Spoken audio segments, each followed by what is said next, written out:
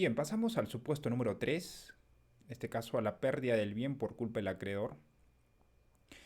Aquí ya no vamos a centrarnos en la figura del deudor, sino vamos a imputar la culpa en otro sujeto, en este caso el acreedor, ¿no? El Código Civil nos brinda una solución para este supuesto y cuando hablamos de la pérdida del bien por culpa del acreedor, la obligación del deudor queda resuelta, pero este conserva el derecho a la contraprestación si lo hubiere.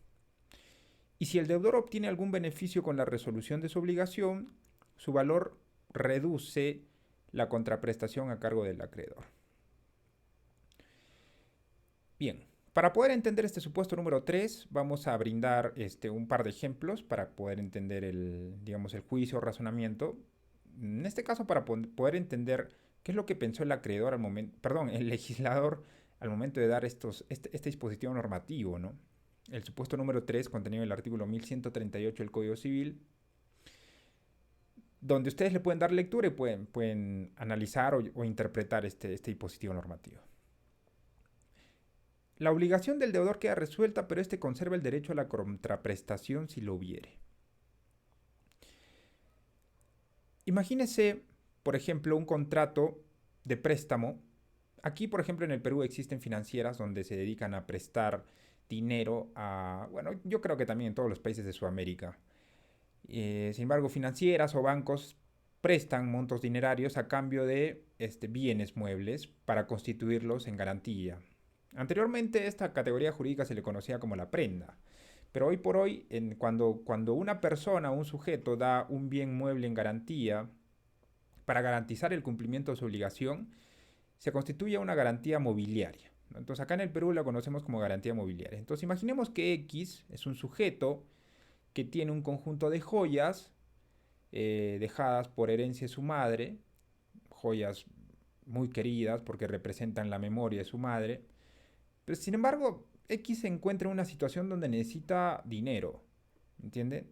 Entonces, él se dirige a una financiera, digamos la financiera Y, para pedir prestado, digamos, la cantidad de $10,000 a cambio de dejar en garantía mobiliaria estas joyas que le pertenecían a su madre en vida, ¿no? Entonces, saca el préstamo dinerario de los $10,000, constituye la garantía mobiliaria de las joyas y se compromete en pagar la deuda juntamente con el capital más los intereses a favor de la financiera Y. Digamos, imaginémonos en un plazo de un año. Entonces, X cumple con su obligación, paga el capital, paga los intereses dentro de este plazo contractual que es el año, va y se dirige a la financiera para poder suscribir la constancia de no adeudo correspondiente por el cumplimiento de su obligación y obviamente para recuperar la posesión de las joyas.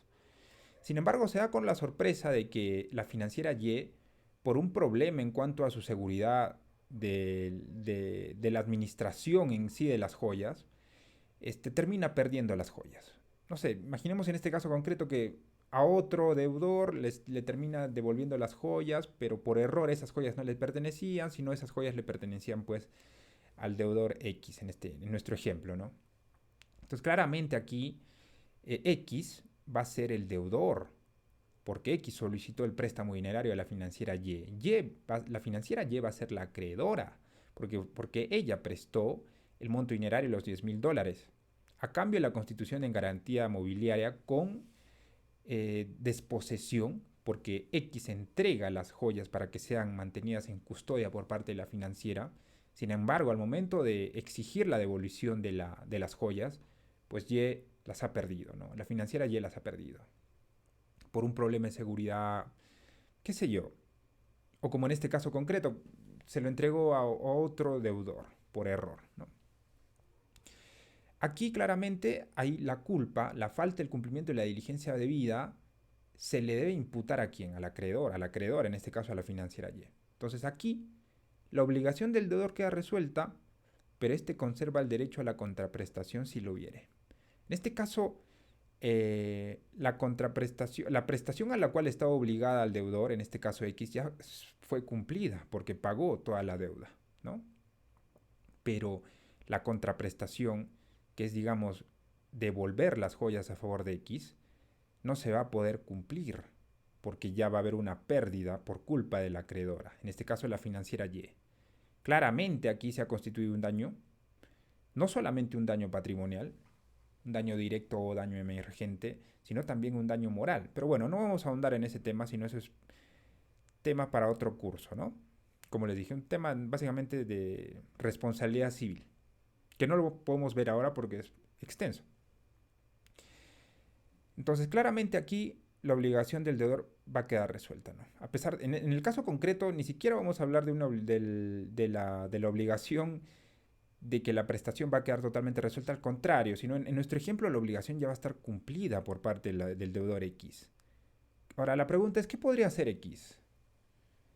Bueno, lamentablemente, desde mi punto de vista, aquí X solo podría iniciar un proceso judicial de indemnización por daños y perjuicios en contra de la financiera, ¿no? Claramente no va a poder recuperar los bienes, en este caso las joyas, pero sí podría recuperar, digamos, el valor de las joyas en dinero, además de los daños correspondientes, ¿no? Pero bueno, vayamos al segundo supuesto, bueno, al segundo párrafo, perdón. Si el deudor obtiene algún beneficio con la resolución de su obligación, su valor reduce la contraprestación a cargo del acreedor. Para poder entender este segundo párrafo tenemos que constituir otro ejemplo distinto. Imaginemos que el sujeto X es un propietario de un terreno, se compró un terrenito, entonces desea construirlo y suscribe un contrato de suministro con la ferretería Y para que le pueda suministrar, digamos, 200 bolsas de cemento, ¿no? Tal cual como está graficado aquí. Se suscribe este contrato y como X, como pago inicial, adelanta 6.000 soles por las 200 bolsas de cemento, siendo el precio total 40.000 soles a favor de la ferretería Y. Se suscribe el contrato, se hace el adelanto de los 6.000 soles, Y tiene que transportar las 200 bolsas de cemento al domicilio de X, pero como el terreno de X se encuentra en un lugar muy empinado y debido a la falta de diligencia debida al momento de asegurar las 200 bolsas, digamos, en el camión, y en una subida empinada, digamos, en un trayecto del camino hacia el terreno de X, que es bien empinado, bueno, las 200 bolsas se estropean, se caen y se pierden, ¿no? O sea, se destruyen las 200 bolsas de cemento.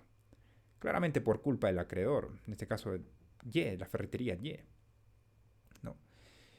Bueno, en este ejemplo concreto, eh, imaginemos que en este interín, digamos, pasa una semana, X tiene la premura de realizar la construcción de su casa y por azares del destino encuentra otra ferretería, digamos la ferretería Z, y Z le dice, mira, ¿sabes qué? Yo no tengo 200 bolsas de cemento en stock, pero tengo 170 bolsas de la misma marca que le había ofrecido X, pero las 170 bolsas ya no las ofrece a 30.000 soles.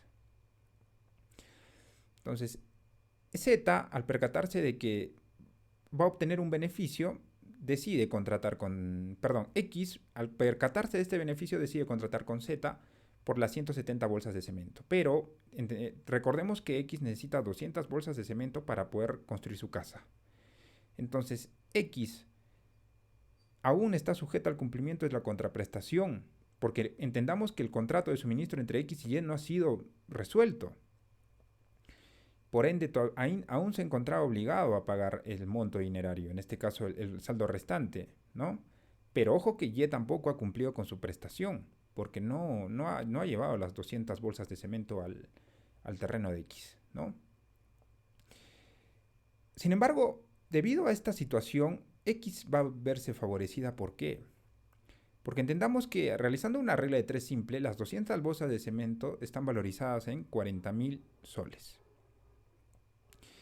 Si vamos a tener esta misma valorización, 170 bolsas al mismo precio que le ofreció la ferretería Y, va a estar valorizada en 34.000 soles.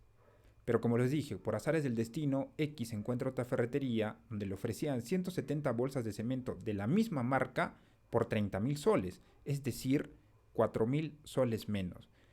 Un punto a favor de X.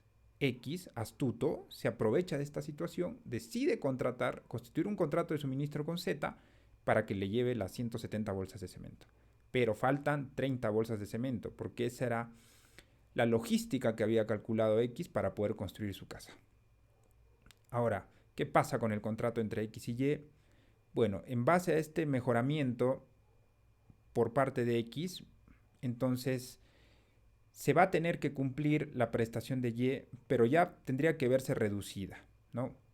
Ya no estará obligada pues a entregar las 200 bolsas de cemento, sino por este mejoramiento, y como ya se hizo el pago de los 6.000 soles, y que justamente 30 bolsas de cemento en este caso concreto equivalen a 6.000 soles, pues se entenderá reducida la contraprestación por parte de Y tendrá que entregarse las 30 bolsas de cemento valorizadas en 6.000 soles. Entonces, en este ejemplo claramente podemos explicar el segundo párrafo de este supuesto número 3 es cuando el deudor obtiene algún beneficio con la resolución de su obligación. En el ejemplo, entendamos que X ya no está obligado a pagar los 40.000 soles a favor de la ferretería Y, pero como ha obtenido un beneficio por parte del nuevo contrato que ha suscrito con la ferretería Z, quien le va a suministrar 170 bolsas de cemento de la misma marca que le ofreció la ferretería X, pero un monto menor, entonces necesariamente la contraprestación a la cual está obligada la ferretería Y va a tener que estar reducida, ¿no? Y claramente podemos dar solución a este supuesto 3 cuando se concreta un beneficio por parte, en este caso, del deudor, ¿no? Pero entendamos que, o enfoquémonos, perdón, que la culpa tiene que estar enmarcada dentro del acreedor, en este caso la ferretería Y, porque como no se dio la diligencia debida para, el momento, para transportar las 200 bolsas de cemento, esta diligencia debida no puede recaer en el deudor, en este caso el propietario del bien inmueble, sino en la ferretería Y, ¿no? Pasamos al supuesto número 4, ya no hablamos de ahora vamos a enfocarnos del deterioro del bien por culpa del acreedor. En este caso concreto, imaginemos la celebración de un contrato de compra-venta de un vehículo entre X y Y. Imagínense que X decide vender su vehículo, Y está interesado en la compra de este vehículo, el vehículo está valorizado en 30.000 soles, ese es su precio comercial, se ponen de acuerdo, dicen, bueno, tal día vamos a encontrarnos en la notaría del doctor Z y vamos a suscribir el acta de transferencia del vehículo, ¿no? Para que se pueda inscribir en registros públicos, para que yo te pueda pagar y tú me entregues la posesión del bien. Imagínense en este ejemplo que media hora antes de suscribir el contrato, ya en la notaría, con dinero en mano, el comprador le dice, ¿sabes qué? Quiero probar el carro, ¿no? Quiero probar el carro, pero para esto, como tenían una confianza ya entre ambas partes, amigos, digámoslo así, eh, el vendedor le exige, bueno, mira, ya vas a tomar el carro, lo vas a manejar, bueno, deposítame, hazme la transferencia interbancaria a mi cuenta por la venta del carro, ¿no? Entonces ya, en este caso el comprador le transfiere, le hace una transferencia interbancaria por los 30.000 dólares para que no haya una desconfianza. Se empieza a probar el carro, digamos, por las calles cercanas a la notaría y el comprador, en este caso, maneja de forma impertinente o, digamos, descuidada y daña el vehículo, daña uno de los parachoques. Entonces, claramente aquí el vehículo se va a deteriorar. El vehículo se va a deteriorar, pero esto va a recaer en la culpa del acreedor, en este caso el comprador, ¿no? Al comprador, la prestación que tenía que exigirla al vendedor era la entrega del vehículo. Pero en este caso concreto ya estaba en posesión del vehículo, ya lo estaba manejando, lo estaba probando. Lamentablemente, el acreedor tendrá la obligación de recibir el bien en el estado en que se encuentre, sin reducción alguna de la contraprestación. En este caso, sin reducción del pago del precio de venta por el vehículo, porque claramente la diligencia debida recaía en el acreedor, recaía en el comprador del vehículo, no en el vendedor, ¿no? Bien, pasamos al supuesto número 5, que es la pérdida del bien sin culpa de las partes. Aquí ya no hablamos de una imputabilidad en ningún sujeto de la relación obligatoria, es decir, aquí no hablamos de culpa ni siquiera en el acreedor ni tampoco en el deudor, ¿no? Y aquí hablamos ya de un supuesto totalmente distinto. O sea, ¿qué pasa en este caso? El riesgo de la pérdida de la contraprestación lo sufre el deudor si lo hubiere. puede ser excluida por voluntad de las partes contratantes, es decir, que el riesgo lo asuma el acreedor o compartir los riesgos en partes iguales. Y corresponde al deudor los derechos y acciones que hubiesen quedado relativo al bien. El Código Civil peruano, en cuanto a este supuesto, ha regulado que en este caso la teoría del riesgo o el riesgo contractual va a recaer en la figura del deudor, ¿no? Esto por mandato del artículo 1138, que regula este supuesto. Ahora bien, para entender este caso, cuando hablamos de una pérdida del bien sin ninguna de las partes contratantes, es decir, sin que haya culpa ni siquiera en el deudor ni en el acreedor, imagínese, por ejemplo, que X es el propietario de una colección de unos cuadros antiguos, digamos, valorizados en mucho dinero, y por el cual suscribe un contrato de alquiler con un museo muy importante, digamos, de la ciudad, donde se compromete a prestarlo por un mes, en este caso el propietario X, a cambio de una contraprestación del pago de una cantidad de dinero, imaginemos $50,000, ¿no? Por ese plazo del mes, por la exposición que va a realizar el museo. El propietario X entrega la colección, la totalidad de la colección de los cuadros, al representante, en este caso del museo, cumple con su obligación, cumple con su prestación, y el museo, como adelanto, por la suscripción de este contrato, adelanta $25,000, la mitad.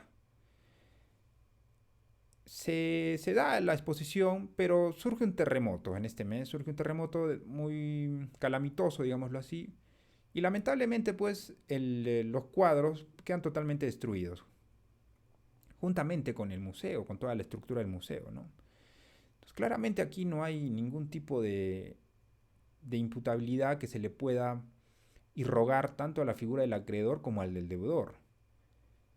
Entonces aquí, claramente, como no hablamos de ningún tipo de responsabilidad, sin embargo, como el Código Civil señala que el riesgo de la contraprestación lo sufre el deudor, entonces aquí en este caso concreto ya no estará obligado pues a pagar el saldo restante, en este caso los $25,000, ¿no? ¿Por qué? Porque este suceso natural no podría ser imputado a ninguna de las dos partes, ¿no? Entendamos que la prestación por parte del propietario de la colección, en este caso X, ya se concretó, pero la contraprestación, en este caso, solo se hizo parcialmente. ¿Eso qué quiere decir? El monto por el alquiler de toda la colección era $50,000. Entonces, pero al momento de suscribir el contrato solo se adelantaron $25,000. Entonces, la contraprestación a la cual estaba obligado el museo ascendía la contraprestación total a $50,000. Entonces, la pérdida de la contraprestación, en este caso, X, el propietario de la colección, vendría a ser el deudor, ¿no? Y en este caso, el museo vendría a ser el acreedor, porque estamos hablando también de un contrato de prestaciones recíprocas, entonces ambas figuras, acreedor y deudores, recaen en ambos sujetos, ¿no? Lamentablemente la contraprestación pues lo va a perder el deudor, en este caso el propietario de la colección, y no podrá exigirle el pago de los $25,000 restantes porque no ha sido culpa en este caso del museo y sus representantes legales, del acaecimiento de un suceso inevitable, ¿no? Extraordinario e imprevisible, que vendría a ser el terremoto que acaeció en la ciudad. Y por ende, la pérdida de la contraprestación lo va a sufrir el propietario de la colección. No podría exigirle el pago aplicando o realizando un juicio de subsunción de este dispositivo normativo, no podría exigirle al museo el pago de los $25,000 restantes. Sin embargo, también la doctrina señala que este pacto, que podría estar plasmado en el contrato, también podría ser excluido por voluntad de las partes. Entendamos que dentro del derecho de los contratos existe un principio que se llama el principio de la autonomía de la voluntad. El principio de la autonomía de la voluntad privada, ¿no? ¿Esto qué quiere decir? Que las partes pueden regular sus relaciones contractuales, siempre y cuando no se vulnere el orden público y las buenas costumbres. Ahora, en este contrato yo opino y estoy de acuerdo también, juntamente con la doctrina autorizada correspondiente, en que las partes podrían dejar de lado este dispositivo y establecer de que el riesgo ya no caiga en ninguna de las partes, sino que sea imputado en alguna de las partes, o bien el acreedor o bien el deudor. Todo dependerá del título de obligación. ¿Eso qué quiere decir? Del contrato. O también las partes contratantes podrían estipular que el riesgo sea compartido. ¿Eso qué quiere decir? Que se distribuye el riesgo en un porcentaje equivalente, 50% a favor de uno y 50% a favor de otro. Eso siempre y cuando se plasme en el contrato, ¿no? Y bueno, también este supuesto brinda que corresponderá al deudor los derechos y acciones que hubiesen quedado relativo al bien. Para terminar esta sesión un poco, digamos, abstracta, digámoslo así, pero yo creo que a partir de los ejemplos dados vamos a poder entender esta figura de la pérdida y deterioro del bien, ya sea que esté imputado tanto en el acreedor, en el deudor o en ninguna de las partes contratantes. Para culminar, el Código Civil también habla de una presunción de culpa del deudor, ¿no? ¿Qué es lo que dice el artículo 1139 del Código Civil? Se presume que la pérdida o deterioro del bien en posesión del deudor es por culpa suya, salvo prueba en contrario. Dentro de la teoría general del derecho, tenemos a dos tipos de presunciones. Las presunciones jure et de jure, que son absolutas, que no admiten una prueba en contrario, y las presunciones juris tantum. En este supuesto del artículo 1139 estamos ante una presunción juris tantum que admite la prueba en contrario. O sea, se presume que la pérdida o deterioro del bien está en posesión del deudor es por culpa suya, salvo que se pruebe en contrario.